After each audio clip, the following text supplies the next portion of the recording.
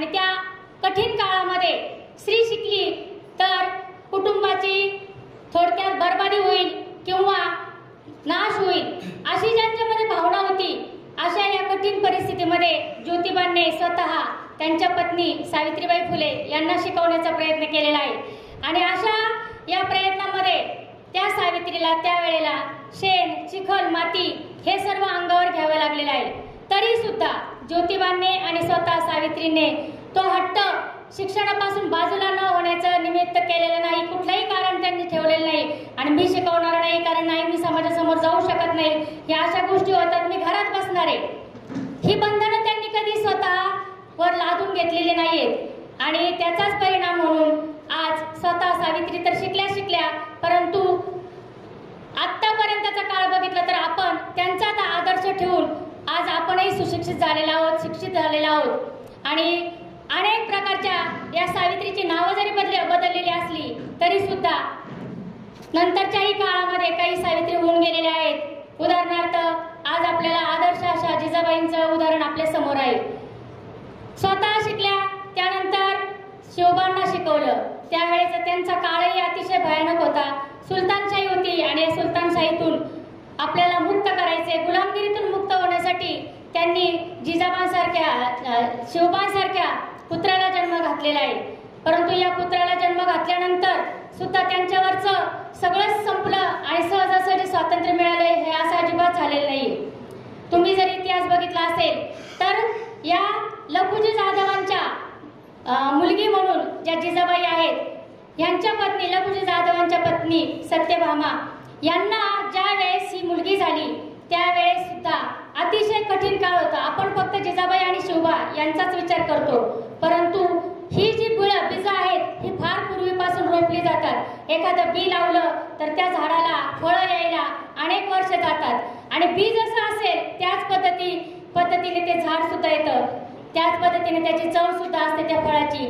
आणि असंच या शिवबांना ज्या जन्म घालण्यापूर्वी ज्या जिजाबाई होत्या या जन्माला आल्या, परंतु या जन्माला येताना सुद्धा सुलतानशाहीच्या काळामध्ये अनेक प्रकारची संकट होती. आणि या जिजाबाईंच्या आईंना सुद्धा वाटायचं की या सुलतानशाहीचा नायनाट झाला पाहिजे. निजामशाह, आदिलशाह हे जे वेगवेगळ्या प्रकारच्या अत्याचार, गुलामगिरीत ठेवणारे जे राजे होते यांच्यापासून मुक्तता मिळायला पाहिजे. आणि म्हणून त्यांनी लखुजी जाधव आणि स्वतः जिजाबाई यांनी स्वतः सत्यभामा यांनी जिजाबाईंना शिकवल्यानंतर जिजाबाई जसजशा मोठ्या होत गेल्या तसतसं त्यांना आजूबाजूच्या परिसरातून किंवा त्यांच्या अनेक कुटुंबातून सुद्धा विरोध होत गेला.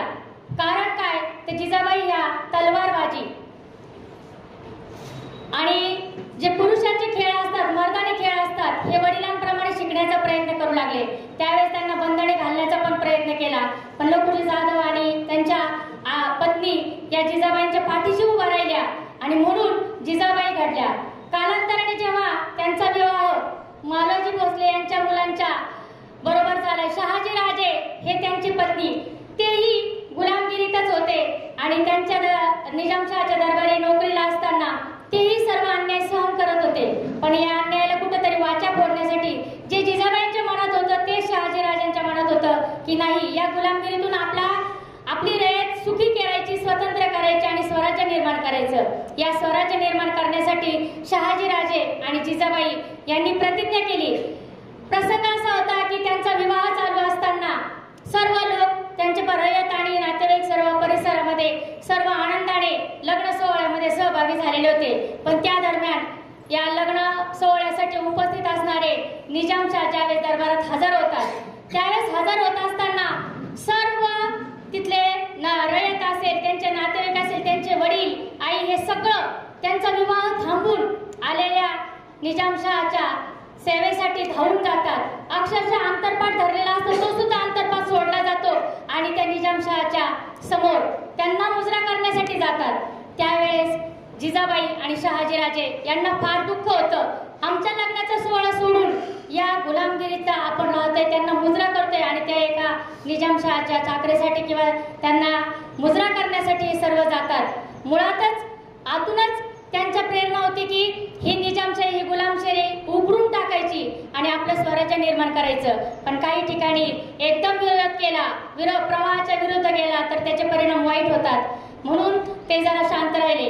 कालांतराने अनेक लढाई होत गेले, त्याच्यामध्ये त्यांचे नातेवाईक मारले गेले आणि हे केवळ निजामशाहासारख्या किंवा सुलतानांसारख्या गुलामगिरीतून शिकत होणाऱ्या अन्यायातून आपली प्रजा आणि आपले नातेवाईक मारले जातात हे जिजाबाईंनी पाहिलेलं होतं. याचबरोबर लखुजी जाधव आणि स्वतः त्यांचे 4 भावंड यांना सुद्धा निजामशाहच्या दरबारामध्ये मारण्यात आलं, फसवून मारण्यात आलं, डाव टाकला गेला. हे जिजाबाईंनी पाहिलं, शिवरायांनी पाहिलं. हे सांगणं का गरजेचं आहे? कारण प्रत्येकाला वाटतंय की माझं आणि माझं कुटुंब हे एवढंच महत्वाचं आहे, यावरच थांबून चालणार नाही. आज आपण शिवजयंती वगैरे सगळं साजरं करतो, पण तो एक दिवस साजरा करतो आणि दुसऱ्या दिवशी जसं वागायचं त्या पद्धतीने वागतो. कारण जिजाबाई घडल्या, शिवबा घडले, त्यांच्या मागे जिजाबाई आहे, जिजाबाई घडल्या, त्यांच्या मागे त्यांचं पूर्ण कुटुंब आहे.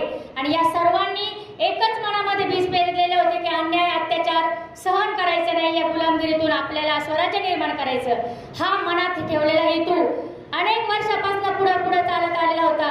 पुढे ज्यावेळेस शहाजीराजे आणि जिजाबाई यांचं लग्न झालं, पूर्ण संसारामध्ये सर्व रमलेले असताना वेगवेगळ्या प्रकारच्या लढाया त्यांना सहन कराव्या लागलेल्या आहेत आणि वेगवेगळ्या प्रकारे हळूहळू त्यांनी स्वराज्याची बीज पेरलेली आहेत आणि या स्वराज्याच्या निर्मितीचा प्रयत्न केलेला आहे. पण या दरम्यान त्यांना अनेक प्रकारचे अन्याय अत्याचार सुद्धा सहन करावे लागलेले, अनेक ठिकाणी त्यांना अपमानित व्हावं लागलेले. असाच एक प्रसंग माहुलीचा जो तह झाला, या तहामध्ये शहाजी राजांनी स्वराज्य निर्माण केले हे जेव्हा मुघलांना आणि निजामशहांना समजलं, त्यावेळेस त्यांनी यांना सह्याद्रीमध्ये ठेवायचं नाही. शहाजी राजा हे आपले हिंदवी स्वराज्य निर्माण करत आहे, यांना आपल्या सह्याद्रीतून बाहेर काढायचं, त्याशिवाय आपलं पसारा किंवा आपला आवाका पूर्णपणे दक्षिणेतला भाग त्यांना घ्यायचा होता. हा जाणार नाही, आपल्यापर्यंत येणार नाही. हे जेव्हा या मुघल बादशाह असेल, आदिलशाह असेल, निजामशाह, सुलतानशाही असेल, यांना जेव्हा समजलं, त्यावेळेस त्या तहानवय माहुली येथील झालेल्या तहानवय असं ठरवलं की या शहाजींना आपण आता त्याला शब्द वापरतो तडीपार, पण त्यावेळेस असं सांगितलं गेलं की शहाजी राजांनी सह्याद्री सोडून बाहेरच्या प्रदेशामध्ये जावं. त्यावेळेस काय आपला महाराष्ट्र असं स्वतंत्र नव्हतं किंवा असे राज्य नव्हते, तर त्यावेळेस जे राज्य होते त्यामध्ये महाराजांना हुकूम देण्यात आला की तुम्ही सह्याद्री सोडून कर्नाटक प्रांतामध्ये जावे, आदिलशहाच्या दरबारी जाऊन त्या ठिकाणी त्यांची सेवा करावी, त्यांची चाकरी करावी.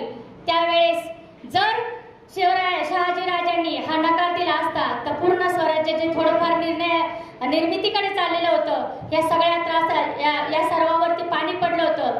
शहाजीराजांनी खूप मोठा अपमान सहन करून सह्याद्री सोडून कर्नाटक प्रांती मुघल आदिलशहाच्या दरबारी नोकरी करण्यास, चाकरी करण्यास जाण्यास कबूल केलं. त्यावेळेस शहाजीराजांबरोबर त्यांच्या पत्नी त्या म्हणाल्या की आता आपल्याला तिकडे जायचं म्हणजे आपल्याला हवामान कसं मानवणार, आपण कसं करणार, परराज्यामध्ये आपला स्वतंत्र राज्य, आपला सह्याद्री, इथून आपण पलीकडे कशी जाऊ शकणार. हा प्रश्न ज्यावेळेस जिजाबाईंच्या मनामध्ये येत होता तेव्हा शहाजीराजांनी एकच सांगितलं, हद्दपार मला व्हायला सांगितले, मी स्वतः एकटा जाणार आहे, तुम्ही माझ्या बरोबर यायचं नाही. याचं कारण काय, तर आपण जे स्वराज्याचं बीज मनामध्ये पेरलेलं आहे, आपल्याला स्वराज्य निर्माण करायचे ही जी आपण प्रतिज्ञा केलेली आहे आणि आपण दोघं जर आपण या स्वराज्यातून परराज्यामध्ये गेलो तर हे काम पूर्ण कोण करणार. त्यावेळी जिजाबाई म्हटलं, हे माझ्याच्याने होणार नाही, मी इथं थांबणार नाही. परंतु शहाजीराजांनी त्यांना फार मोठी किंमत मोजण्यास सांगितले, तुला स्वराज्य निर्माण करायचंय, तुला असा पुत्र निर्माण करायचंय, असा पुत्र तयार करायचा आहे की जो अजरामर होईल आणि या हिंदवी स्वराज्यासाठी एक आदर्श ठरेल. आणि तू जर या ठिकाणी थांबली एकटी, त्यांनी प्रश्न केला, मी एकटी कसं करणार आहे, का नाही करणार, एकटी स्त्री होती म्हणून करणार नाही, अत्याचारात मध्ये आजूबाजूला गुलामगिरीमध्ये खिसपट पडण्यापेक्षा मी तुमच्या बरोबर असं येते असं जिजाबाईंनी सांगितलं. परंतु शहाजीराजांनी प्रत्यक्ष त्यावेळेस जिजाबाईंना समजावून सांगितलं आणि आपलं स्वराज्य निर्माण करण्यासाठी, रयतेला सुखी करण्यासाठी तुला हा त्याग करावा लागेल, मला हा त्याग करावा लागेल. आणि या त्यागातून आजही 350-400 वर्ष झालेले आहेत आणि शिवाजी महाराजांसारखे राजे आज आदर्श म्हणून होऊन गेलेले या शहाजीराजांना घडवण्यामध्ये त्यावेळेस हे सांगण्याची वेळ का आलेली आहे? रोपटं आत्ता लावल्यानंतर फळ येणार आहे, तीच परिस्थिती त्यावेळेस झालेली होती. शहाजीराजा आणि जिजाबाई विभक्त झाल्या, त्याग केला गेला, त्यांनी स्वतःचा त्याग केला केवळ स्वराज्य निर्मितीसाठी आणि रयतेसाठी. आणि ज्यावेळेस शहाजीराजे आदिलशहाच्या दरबारात होते त्या ठिकाणी त्यांना अन्याय अत्याचाराबरोबर अनेक प्रकारच्या त्रासाला सहन करावं लागलेलं होतं. त्यातील एक त्रास असा की त्यांना अक्षरशः धिंड सुद्धा काढलेले, तोंडाला काळे फासून शहाजींना. आज आपल्याला जिजाबाई आणि शिवाजी महाराजांचा इतिहास माहिती आहे, परंतु प्रत्यक्ष शहाजी महाराजांना सुद्धा किती सहन करावं लागले. कारण माझा मुलगा स्वराज्य निर्मितीसाठी चांगलं काम करतोय हे ज्यावेळेस शहाजीराजांना समजलं, त्या विरोधात ज्यावेळेस आदिलशहाकडून त्यांना सूचना यायच्या किंवा मुलाला समजावून सांगा हे ज्यावेळेस म्हटलं जायचं, त्यावेळेस शहाजीराजे मी प्रयत्न करतो एवढंच सांगायचे. पण त्यांना आदिलशहाला काही गोष्टी समजल्यानंतर प्रत्यक्ष मुलाच्या आणि पत्नीच्या कार्यामुळं, स्वराज्य निर्मितीमुळं, अनेक गड किल्ले जिंकल्यामुळं आदिलशहा चिडले आणि त्यांनी प्रत्यक्ष त्यांची धिंड काढलेली आहे. तोंडाला काळे फासून पूर्ण त्यांच्या गावामधून त्यांना धिंड काढली. किती हा अपमान! परंतु शहाजीराजांनी हे सहन केलेलं आहे. कारण या ठिकाणी रयत स्वतंत्र होणार होती, हिंदवी स्वराज्य निर्माण होणार होतं, त्याचबरोबर सर्वांना आदर्श असा राजा या ठिकाणी घडणार होता. आणि जिजाबाईंनी हे केले. बघा, आपण इतर अनेक सिरियल पाहतो, मी टीव्हीचा प्रचार करत नाही किंवा मी एखाद्याचं प्रमोशन करत नाहीये, तर या ठिकाणी स्वराज्य रक्षक जननी, स्वराज्य जननी जिजामाता ही सर्व मुलींनी, मुलांनी आणि माता पालकांनी सुद्धा पाहण्यासारखी सिरियल आहे. कारण तिच्यातून जिजाबाई कशा घडल्या, शहाजीराजे कसे होते, शिवबा कसे घडले, या सगळ्या गोष्टी आपल्याला क्रमाक्रमाने संपूर्ण इतिहास पूर्ण उलगडत जातोय आणि त्यांनी केलेल्या प्रत्येक गोष्टीची आपल्याला जाणीव होते. या ठिकाणी हे उदाहरण देण्याचं कारणच असं की आज कोमल है तू कमजोर नाही हे स्त्रीला म्हणण्याची वेळ आलेली. हे गीत आहे, सर्वांना माहिती आहे. या ठिकाणी ना स्त्रीला सहनशक्ती किंवा हे सगळे गुण दिलेले ते पुरुषांच्या तुलनेमध्ये कमी दिलेले आहे, परंतु पुरुषांना बळ दिलेलं आहे. या बळाबरोबर स्त्री ही आज कुठं कमी नाही.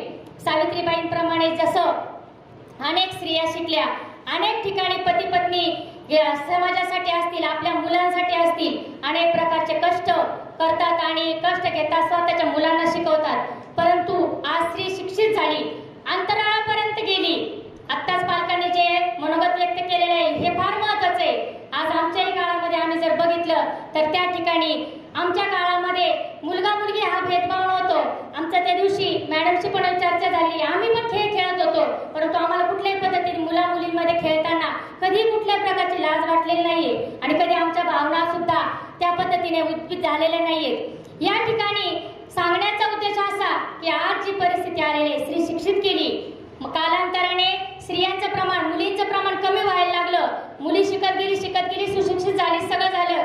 ज्यावेळेस तिचं लग्न झालं, लग्नानंतर काही प्रसंगी मुलींची संख्या कमी करण्यात आली.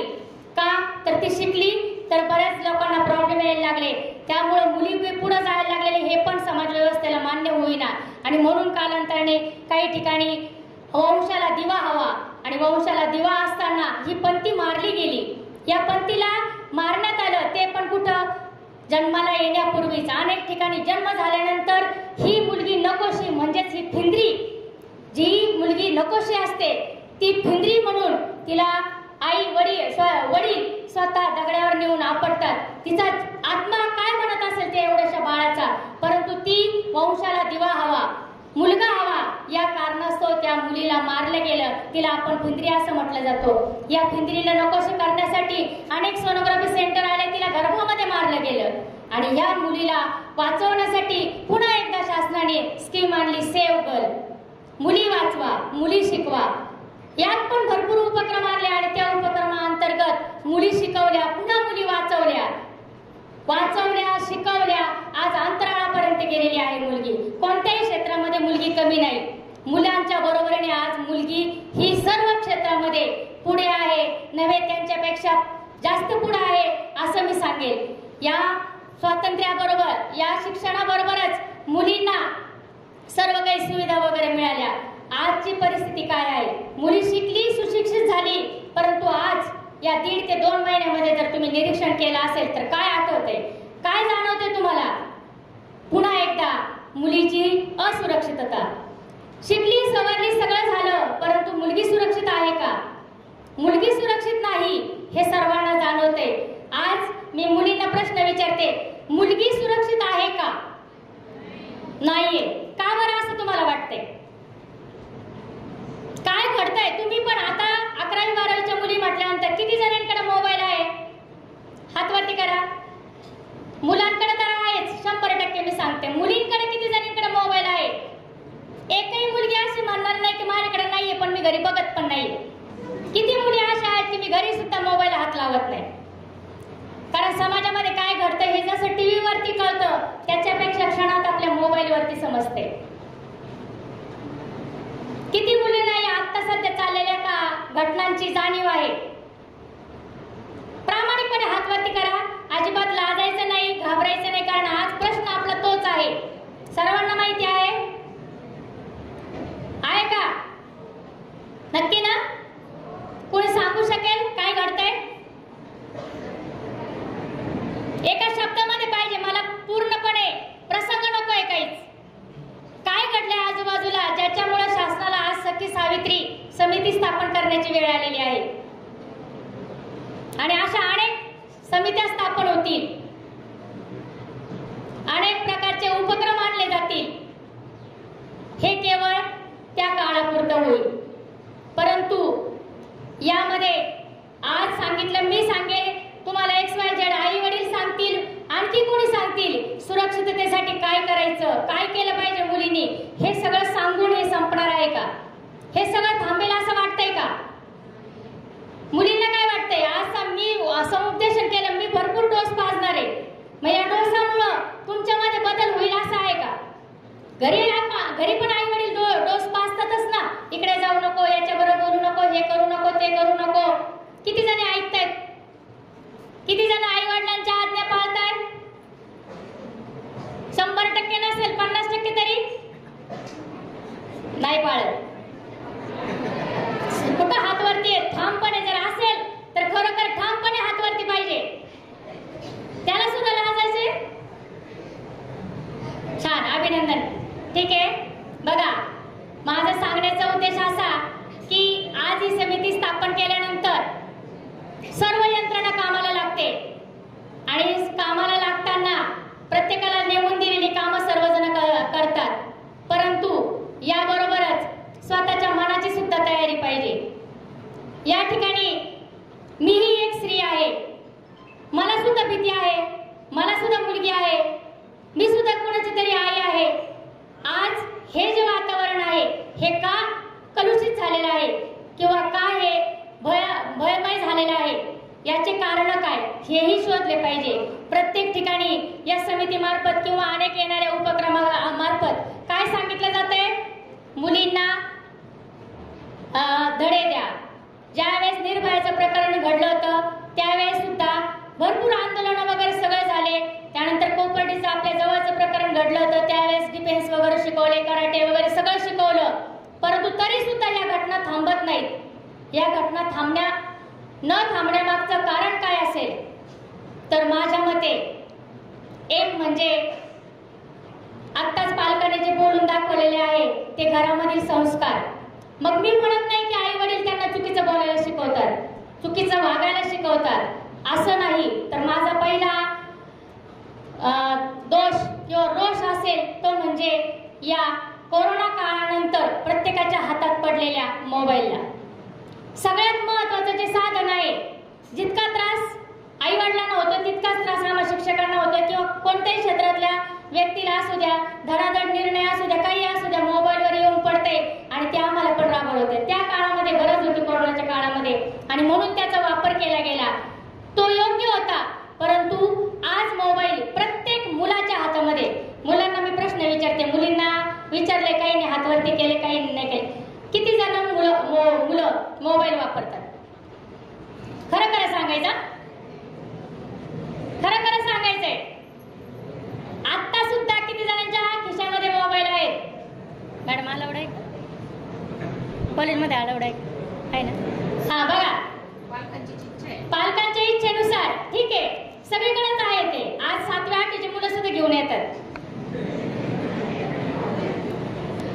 ठीक आहे. कसं करायचं बघा. या ठिकाणी आज ही सखी सावित्रीची जी समिती आहे शासनाच्या निर्णयानुसार कार्यानुसार त्यांनी सांगितलंय मुलींना सुरक्षित करा. परंतु मी मुलींना सर्व गोष्टी सांगेल. अनोळखी व्यक्तीबरोबर बोलू नको, अनोळखी व्यक्तीबरोबर जाऊ नको, या मुलाकडे पाहू नको, त्या मुलाकडे पाहू नको, मोबाईल वापरू नको, सतत तिने काय करायचं, हे करू नको, ते करू नको, ते करू नको, ते करू नको. या बंधनांमध्ये सतत मुलगी मुलगी मुलगी घराच्या बाहेर पडताना विचार करायचा, बाहेर कॉलेजला टाकताना विचार करायचा, जाऊ की नको, जाऊ द्यायचं की नाही, बाहेर शिक्षणाला टाकायचे, मुलीला पाठवू की नको, कारण आत्ताचं वातावरण असं आहे. हे सगळ्या गोष्टी मला मान्य आहे. परंतु यातल्या सगळ्याच मुली वाईट असतात असं नाही ना, सगळ्याच स्त्रिया वाईट असतात असं नाही, पुरुषांच्या बाजूने बघितलं तर सगळेच मुलं वाईट असतात असं पण नाही, सगळेच पुरुष वाईट असतात असं पण नाही. लाखामध्ये हजारामध्ये एक दोन असतात. याला कारण काय? याला कारण आहे समाज व्यवस्था. आणि या समाज व्यवस्थेमध्ये आता सध्याचं एक मीडिया हे जे माध्यम आहे, या मीडिया म्हणजेच या मोबाईलचा सर्रास झालेला वापर. या मोबाईलद्वारे विद्यार्थी अभ्यासापुरतं घेतात, कॉन्टॅक्ट पुरतं घेतात, परंतु या ठिकाणी आपल्याला जी काही रेंज असेल ती 100% सर्वांना पुरवलेली आहे. त्यामुळं या रेंजवर नियंत्रण नाही, नेट बॅलन्सवर नियंत्रण नाही, कारण मुलं मुली सर्व हट्ट करतात. पण ज्यावेळेस मोबाईलची गोष्ट येते त्यावेळेस मुलगीने जर म्हटलं मला मोबाईल पाहिजे, तुला काय गरज आहे मोबाईलची, कशाला पाहिजे तुला मोबाईल, आम्ही येतो तुला सोडवायला, आम्ही येतो तुला घ्यायला, जे लागेल ते घरी तुला मिळेल, तुला मोबाईल मिळणार नाही. त्याच वेळेस मुलांनी जर मागितलं, म्हणजे मुलींच्या दादांनी जर मागितलं, तर त्यावेळेस त्याला मोबाईल बिंदासपणे पालक म्हणतात हो घे. का? हा इथंच पालकांच्या घरामध्ये झालेला बदल, लिंगभेद. मुलगा आहे त्याला राहू दे, परंतु जितकं मुलींना तुम्ही सुरक्षित करताय, मुलींना त्याच्यापासून बाजूला करताय, त्याच वेळेस मुलं आज 11वी-12वीची गोष्ट सोडून द्या, ज्यावेळेस मुलं बाहेर शिक्षणासाठी बाहेर जातात, आई वडिलांपासून लांब जातात, परंतु आज पुण्यासारख्या शहरामध्ये सुद्धा मुलं काय आणि मुली काय या मोबाईलच्या व्यसनामध्ये अडकलेले आहेत. या व्यसनामध्ये मुलांना खरोखर ऐकण्याची गरज आहे, कारण आज तुम्हाला ही बोललेले शब्द कडू वाटतील, परंतु पुढे भविष्यामध्ये त्याचे परिणाम बघा तुम्ही काय होणार आहे. आज मुलं आई वडिलांबरोबर बोलण्यासाठी किंवा आता मॅडमने सांगितल्याप्रमाणे संपर्क करण्यासाठी कुठं आहेत, कुठे गेलाय, कधी येणार आहे, काय हे सांगण्यासाठी मोबाईल हवा आहे. परंतु त्याचे दुष्परिणाम असे की त्यांचे मित्र भेटतात त्यांना. आज आपल्या कॉलेजबद्दल किंवा आपल्या परिसराबद्दल मी बोलत नाही, परंतु आज शहरी भागातली जे परिस्थिती बघितली तर पहिलं या मोबाईलच्या व्यसनामध्ये ते रात्रंदिवस गुरफटून पडलेले असतात. याचबरोबर या मोबाईलच्या बरोबरीने त्यांना भेटतात ते म्हणजे त्यांचे मित्र. जे सर्व मित्र चांगले असतील असं नाही, त्या मुलांना आत्तापासूनच व्यसनाची सवय लागलेली आहे. मग ते पहिलं व्यसन आहे मोबाईलचं, दुसरं व्यसन आहे मुलं हळूहळू थोडंसं नशेकडे चाललेले आहेत. दारू हे व्यसन सुद्धा आत्तापासूनच कॉलेजला गेलेल्या मुलांकडे लागलेलं आहे. त्यानंतर काही प्रमाणामध्ये ड्रग्सचं व्यसन मुलांना लागलेलं आहे. आणि या व्यसनामध्ये गुरफटत असतानाच एक महत्वाचं आणि आता सध्याला समाजाला कलुषित करणारे व्यसन लागलेलं आहे, ते म्हणजे त्यांची दृष्टी पूर्णपणे बदललेली आहे. त्यांच्या समोर आई, बहीण, मावशी, काकू ह्या कुठल्याही नात्यांचा लवलेश राहिलेला नाहीये. फक्त एक स्त्री. आणि या व्यसनामधूनच त्यांच्या वासना निर्माण झालेल्या आहेत. आणि या वासनांचं कारणही मोबाईलच आहे. ज्या गोष्टी मोबाईलमध्ये अनेक प्रकारच्या सर्रास सहजासहजी पाहिल्या जातात. मी हे सांगताना थोडंही कचरणार नाही, कारण मी पण एक आई आहे. ज्या वेळेस मुलीच्या हातात मोबाईल असेल ती बघा बरं कुठं बोलते, ती कुठे गेली कोपऱ्यामध्ये, ती साईडला का गेलेली आहे, तिचं काय चाललंय, हे ज्यावेळेस आई वडिलांच्या मनामध्ये विचार येतात, त्यावेळेस मुलगा जर बाहेर गेलेला असेल, 4 मित्रांमध्ये जर तो मोबाईल बघत असेल, एखाद्या कोपऱ्यामध्ये जाऊन जर बोलत असेल, तर कधीच आई वडील म्हणणार नाही की त्याला इकडे बोलव, तो काय करतो त्या कोपऱ्यामध्ये, तो तिकडे का गेलेला आहे. ह्याचे पण कारण आई वडिलांनी शोधलं पाहिजे. कारण तो मुलगा त्यावेळेस कदाचित, सगळेच म्हणत नाही, त्यावेळेस कदाचित एखादे सेक्स व्हिडिओ सुद्धा पाहत असेल. कारण हे लाजण्यासारखी गोष्ट मानण्यात आवश्यक आला, परंतु हे सांगण्याची पण गरज आहे. तुम्ही पाहत नाही, ऍटो मोबाईल सिस्टीमच तशी दिलेली आहे, बिनधास्तपणे सहजासहजी ते व्हिडिओ येतात आणि ते व्हिडिओ मुलं सारखे बघून का म्हणून त्यांच्या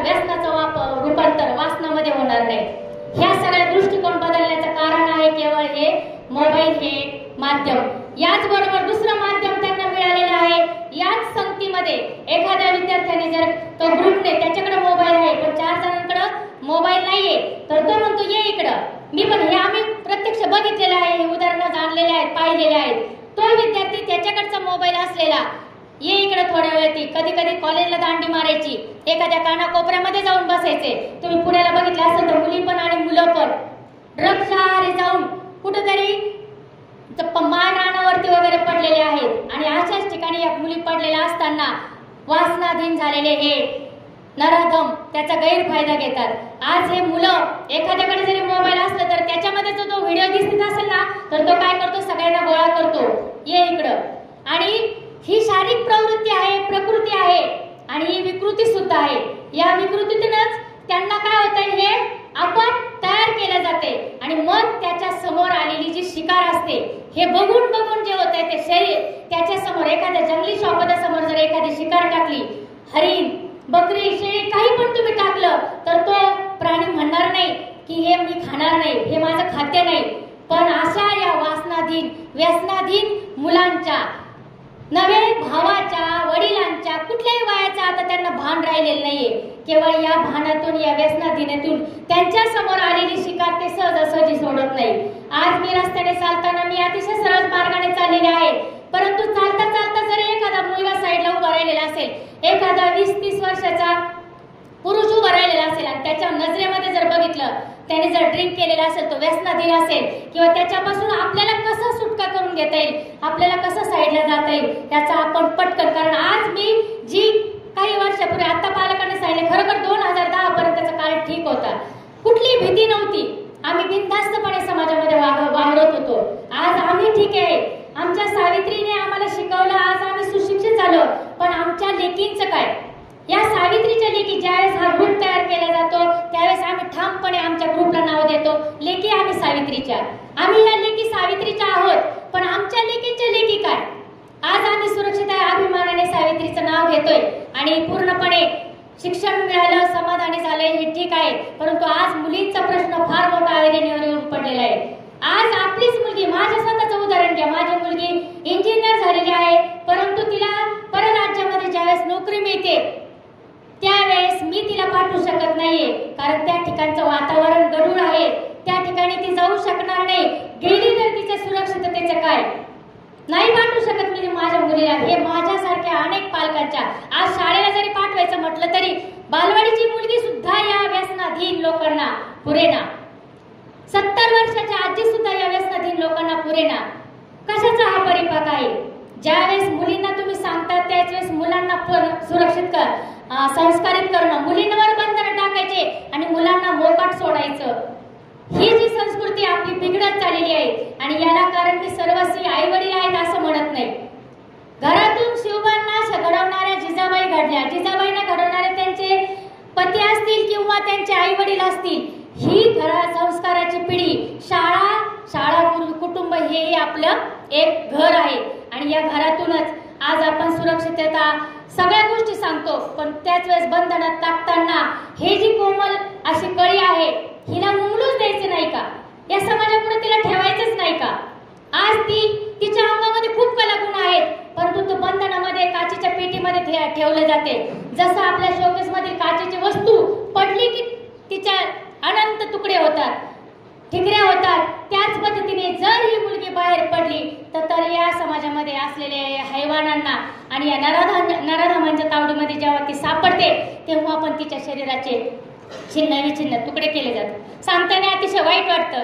आज ती कुणाची तरी मुलगी असेल, कुणाची तरी बहीण असेल, कुणाची तरी आई आहे, कुणाची तरी आजी आहे, हे सुद्धा या लोकांना समजत नाहीये. नातेसंबंध कुठपर्यंत गेले, काहीच भावना राहिलेला नाहीये आजच्या काळामध्ये. आणि हे जपण्यासाठी ज्यावेळेस मुलींना सुरक्षित केलं जातं त्यावेळेस मुलांना, म्हणजे ज्यावेळेस आपल्या प्रत्येकाच्या घरामध्ये बहीण भाऊ आहेत, बहिणीने सुद्धा हक्काने मुलांवरती भावावरती लक्ष ठेवलं पाहिजे. आणि अशा वेळेस भांडण करा किंवा त्या मोबाईलवर मारामारी करा, तू काय करतो हे काय करतो असं मी सांगत नाही. पण त्यावेळेस मुलींना सांगताना मुलींना आईने पण सांगा आणि त्याचबरोबर वडिलांचं पण तेवढं कर्तव्य आहे. जेवढं तुम्ही मुलींना दाबताल त्याच्या दुप्पट त्यांचा विस्फोट होण्यापेक्षा मुलांना पण संस्कारित करा. कारण मुलं संस्कारित झाले तर त्यांची दृष्टी बदलणार आहे आणि त्यांची अकल त्यांनी ज्यावेळेस समाजामध्ये ते फिरतील. आज बी लावायचे आपल्याला रोपट कालांतराने येणार आहे. मी सांगते, आज मी सांगितल्यानंतर सगळ्यांमध्येच बदल होईल, सगळे शिवबा तयार होतील असं नाही, एखादं तरी निर्माण होईल. आज तुमच्यासारख्या पिढीला सांगण्याची गरज आहे, कारण तुमचं बीज आत्तापासून तुम्ही रोवायला पाहिजे की माझ्या उदरी येणारा जो कोण भविष्यातला माझा भाऊ असेल, माझा मुलगा असेल किंवा कुणी का असेना, त्याने त्याची दृष्टी संस्कारितपणाची, मुलींकडे आईकडे बघण्याची दृष्टी त्याची अतिशय स्वच्छ सुंदर प्रांजळ असावी. त्याच्याकडे बघून लोकांना किळस नाही आली पाहिजे, त्याच्याकडे बघून लोकांनी नावं ठेवली नाही पाहिजे. हा त्याचा भाऊ, हा त्याचा मुलगा, हा त्याचाच XYZ विद्यार्थी आहे किंवा काय असेल, परंतु त्याच्या वाईट कृत्यामुळे तो उघडकीस येऊन आणि सर्वत्र त्याचं वाईट कृतीमुळे प्रसिद्ध व्हावा असं मी म्हणत नाही. तर ह्या सगळ्या गोष्टी करायच्या असेल तर आज प्रत्येक मुलाने असू द्या किंवा मुलीने असू द्या, आज ठामपणे निश्चय केला पाहिजे. जे भविष्य जर वाचवायचं असेल, मुलींना जर सुरक्षित करायचं असेल, तर या ठिकाणी प्रत्येकाला कुठली तरी छोटी का होईना गोष्ट आपल्या मनामध्ये पेरावी लागेल. नाहीतर आमचं भविष्य मी तर सांगेल सुरक्षित आहे, आमच्या मुलींचं थोडंफार राहील, परंतु तुमच्या पुढच्या पिढींचं थोडंसं फार बंदिस्त राहील. पुन्हा एकदा मुलींना 4 भिंतीच्या डांबावं लागेल, मुलगी बाहेर पडूच शकणार नाही. अशी जर सर्वांची प्रवृत्ती वाढत गेली, सगळेच पुरुष वाईट असतात, सगळेच मुलं वाईट असतात असं मी म्हणत नाही, पण या गोष्टी जर कालांतराने अशा सहज वाटतात त्या मुलांना, काय होतं केल्याने त्या बालकांना, वडील असेल, म्हातारा आजोबा सुद्धा सोडत नाहीये, त्याला पण वाटतं काय होतं त्याने, कारण त्यांना माहितीये जेलमध्ये गेलं की पोलीस येणार, कोर्ट कचेऱ्या होणार आणि त्याच्यामध्ये काही व्यक्ती पण अशा आहेत की ते त्यांना सपोर्ट करतात. किती सगळ्या जगाला माहिती असतं का हे कृत्य त्यांनी केलेलं आहे, परंतु त्याला वाचवण्यासाठी कायदा पद्धती लगेच जागृत आहे. कुठल्या ना कुठल्या थरापर्यंत ते वाचवणार आणि त्याला मोकाट सोडणार. कालांतराने तो पुन्हा येणार, आणखी 4 गुन्हे करणार, पुन्हा जेलमध्ये जाणार. हे ज्यावेळेस घडतंय या ठिकाणी आपल्याला समाजामध्ये कुणाला नावं ठेवून उपयोग होणार नाही किंवा समाजाच्या विरुद्ध लढून उपयोग नाही. आज 2 दिवस आपण स्कॅन्डल मॅच काढतो, त्याच्यानंतर सगळे आंदोलन करतो, तिथं काय होतंय, याच्यावर दगडफेक होती, त्याच्यावर दगडफेक होती, समाजाचंच नुकसान होतंय. पण यामध्ये मी स्वतः सबला होईल मुलींच्यासाठी सांगते, अशा घटना घडू नये म्हणून आपण स्वतः सुरक्षित राहण्यासाठी आपल्यामध्ये पण तेवढी हिंमत आहे. मुलींना कोमलपणा दिलेला आहे, परंतु कमजोरी नाही, ती तिची कमजोरी समजू नये त्यांनी. त्या पद्धतीने आपण स्वतः, मी म्हणत नाही सगळ्यांनी कराटेचे धडे घ्या, परंतु सुरक्षिततेसाठी आपण काळजी अवश्य घ्यायची. अनोळखी माणसापासून सुरक्षित राहायचं, आई वडिलांना फसवायचं नाही, आई वडिलांच्या विरोधाला जाऊन काही गोष्टी करायच्या नाहीत.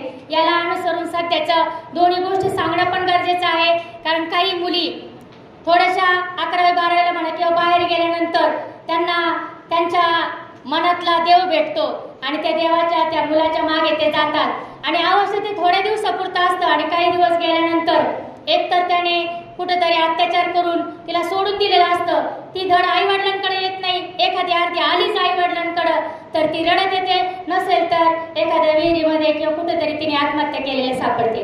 याला कारण काय, तर तिने त्यावेळेला केलेला अविचार, क्षणापुरता क्षणिक आनंदापुरतं. आणि सगळेच मुलं वाईट असतात असं मी पुन्हा पुन्हा सांगते, असं मी म्हणत नाही, कारण त्यातले काही जण फसवे असतात, त्यांना फक्त त्यांच्या वासनांची शिकार करण्यासाठी एखादं भांडवल, एखादी वस्तू हवी असते आणि त्यावेळेस मुलींना समजत नाही की हा गोड गोड बोलताय याच्या मागं कारण काय, याच्या मागे जे कारण आहेत हे मुलींनी समजून घेतले पाहिजे.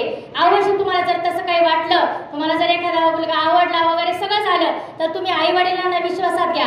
मुळात ह्या गोष्टी आत्ताच्या नाहीत. ज्यावेळेस तुम्ही स्वतःच्या पायावर उभं राहताल त्यावेळेस तुम्ही या गोष्टी करा आणि आत्तापासून जर तुम्ही त्या गोष्टींकडे ओढत वाहत गेल्या तर 100% एखाद दिवस जे आता आजूबाजूला होते त्याचीच एखाद्याची गोष्टीची तुमच्यापैकी सुद्धा एखादी मुलगी शिकार झालेली असेल आणि ह्या गोष्टी वाचवायच्या असेल तर स्वतःच्या मनाला विचारा, मी जे करते ते योग्य करते का. आज एक उदाहरण अवश्य सांगते. एक मुलगी असते, तुम्ही ऐकलं असेल की नाही माहित नाही, परंतु तिचं शेजारच्या मुलाबरोबर प्रेम प्रकरण होतं आणि त्याला आई वडिलांनी विरोध केला आणि म्हणून त्या वडिलांनी काय केलं, पोलीस केस केली. पोलीस केस केल्यानंतर त्या मुलाला शिक्षा झाली.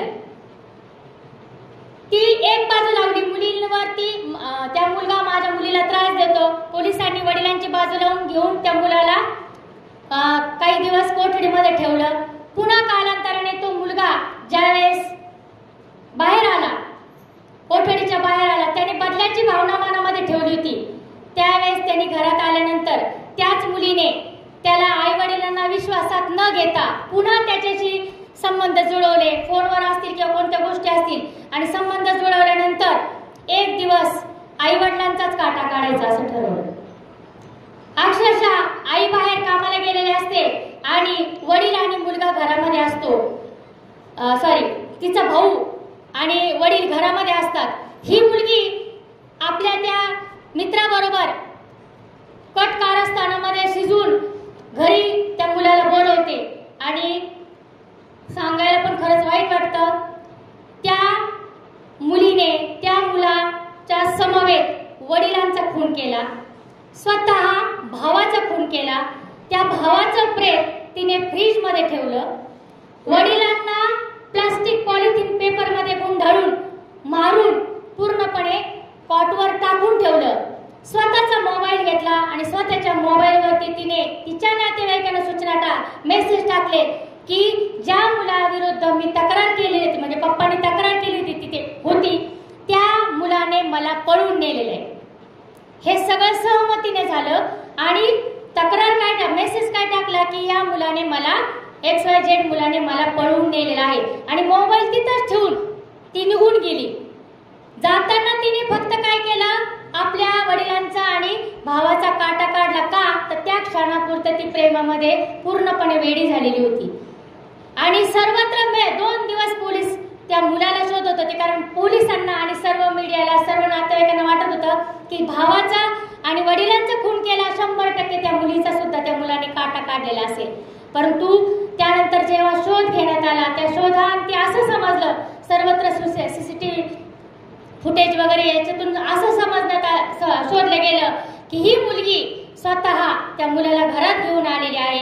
घरात घेऊन आल्यानंतर बाहेर जाताना ती त्याच्याबरोबर जाताना गाडीवर जाताना बसून म्हणजे गाडीवर जाताना ती दिसत आहे. ती जिथं जिथं गेली त्या ठिकाणी जिथं जिथं कॅमेरे होते त्या ठिकाणी ते 2 जण बरोबर होते हे समजलं. आज ती पळून गेली. त्याच्यानंतर कालांतराने पोलिसांनी तिला पकडलं. दोघेही तुरुंगामध्ये आहे. काय झाला जीवनाचा उपयोग? वडील आणि भावाला गमावून बसली आणि स्वतः जेलमध्ये जाऊन बसली. म्हणजे हा जो क्षणिक आनंद असतो तो किती काळापुरता असतो आणि किती दिवस असतो. चांगले वाईटाचे परिणाम मुलींनी ओळखायला हवेत. आणि जर वाटतच असेल तर अवश्य तुमच्या पायावर उभं राहा. आणि 100% मी सांगते, अनेक आहेत काही गोष्टी पायावर उभं राहिल्यानंतर ज्यावेळेस ते सामंजस्याने एकमेकांना घेतात, आई वडिलांना सांगतात आणि अवश्य ते संसार सुखाने करतात. सैराटचं वेळ सगळ्यांनाच लागलेलं होतं. काय केलं त्या सैराटचा शेवट कसा झालेला आहे सर्वांना माहिती आहे. गाणे आवडतात, सिनेमा आवडला, सगळं झालं, कमावणारे पैसे कमावणारे, पण त्याचा शेवट कसा झालेला आहे, काय उपयोग झाला त्याचा, हे आजचं नाहीये. हे अनेक उदाहरणं आहेत याच्यामध्ये. हे एका गोष्टीने सर्व काही मिळेल किंवा सगळं आपण समजून पूर्णपणे बाजूला होऊ किंवा याच्यातून मुक्त होऊ असं नाहीये. त्याच्यामध्ये त्यांनी पिक्चर कमावण्यासाठी जे केलं ते सगळं आता प्रत्यक्ष करण्याच्या नादामध्ये अनेक मुली गुंडाळल्या जात आहेत, अनेक मुलींना फसवलं जाते. आणि ह्या मुलींना फसवणूक होऊ नये म्हणून स्वतः तिला शिवराय वाचवता येतील किंवा माझ्यासाठी एखाद्या पुराणातला कृष्ण वाचवायला येईल याची वाट बघू नका. आज शिवरायांसारख्या आज कायद्याची मी मागाशी उदाहरण देताना सांगितलं, कायदा या लोकांच्या पाठीशी आहे, समाज त्याला साथ देतोय म्हणून ते ताट मानेने पुन्हा समोरून जगासमोरून आपल्याला तळतळायला लावतात. किती वाईट वाटतं ह्या घटना घडत असतात. सगळ्यांना माहितीये की हे आरोपी आहेत, तरी सुद्धा ते ठामपणे संपूर्ण समाजामध्ये आनंदाने आपल्या समोर बिनधास्तपणे फिरत असतात. मग असं जर व्हायचं असेल यावेळेस फक्त आपण तळतळ करतो, खूप चिडतो, खूप रागवतो, मोडतोड करतो, आंदोलन करतो, परंतु आपल्या हाती काहीच येत नाही. आणि जर हे होऊ द्यायचं नसेल तर मी तर म्हणजे माझं मत आहे की ही जे आरोपी आहेत किंवा हे जे लोक घडलेले आहेत, सर्वच नाही, नराधम आहेत, हे जे हैवान आहेत, यांना खरोखर रयतेच्या समोर दिलं पाहिजे. शिवरायांच्या काळामध्ये अशी घटना घडल्यानंतर ते स्वतः चौरंग करणे अशी शिक्षा द्यायचे. चौरंग करायचे म्हणजे त्या व्यक्तीचे डोळे फोडले जायचे, हातपाय तोडले जायचे. आणि अशा काही घटना समाजासमोर घडवल्याशिवाय आज ह्या गोष्टी कमी होणार नाहीत असं मला वाटतंय. मी म्हणत नाही ते आपल्याकडूनच घडतील. ठीक आहे, समाजामध्ये आपण प्रयत्न करायचे. आज बीज रोपायचंय, बीज लावायचे. भविष्यामध्ये जेवढे जमतील तेवढे रोप, तेवढे चांगलं फळ येणारं झाड आपल्याकडून निर्माण करायचं आहे. आणि याच्यासाठी आपण व्यवस्था बदलण्याचा प्रयत्न आपल्या हाती शस्त्र घेऊन, कारण आपण या ठिकाणी विरोधात गेलो का आपण कायद्यात अडकलो का आपण त्या ठिकाणी जाऊन बसणार. पण हे सांगत असताना आपण कायदा हातात घ्यायचा नाहीये. पण म्हणून मुलींना मी नक्की सांगेल की तुम्हाला जर लक्षात येते समोरचा मुलगा आपल्याला फसवतोय तर अवश्य त्याच्यापासून सावधानता बाळगा. जेवढं तुम्हाला जपता येईल तेवढं जपा. आज गणवेशाच्या बाबतीत जर सांगितलं तर मुली शहरामधले तोकडे कपडे घालतात. आज आपल्या ग्रामीण भागामध्ये 100% गणवेश अतिशय छान पूर्ण गणवेश घालून मुलगी जाते. पण हीच मुलगी ज्यावेळेस शहरामध्ये जाते त्यावेळेस आजूबाजूच्या मैत्रिणी आणि शहरातल्या मुली बघितल्या की तिने जे घातलेले छान छान वेगवेगळ्या ज्याला आपण फॅशन म्हणतो ती त्यावेळेस शिंप्याकडून झालेली चूक असते. पण त्याला आज फॅशन म्हटले जाते, ज्याच्याद्वारे सर्व अंग प्रदर्शन केले जाते. असे जे ड्रेस मुली घालतात या ड्रेसमुळे साहजिकच मुलांना सुद्धा आपल्याकडे बघण्याची दृष्टी निर्माण होते आणि यातून सुद्धा बऱ्याचशा गोष्टी होतात. तर या व्यसनामध्ये मुलं गुरफटू नयेत आणि मुलांनी सुद्धा ती माझी बहीण नाहीये म्हणून सर्व खुलेआम बघत बसायचं किंवा माझ्या घरातली ती मुलगी बहीण किंवा कोणी असेल माझी ती कोणती नातेवाईक नाहीये म्हणून असे जर प्रकार घडत असतील तर त्याच्याकडे दुर्लक्ष करायचं.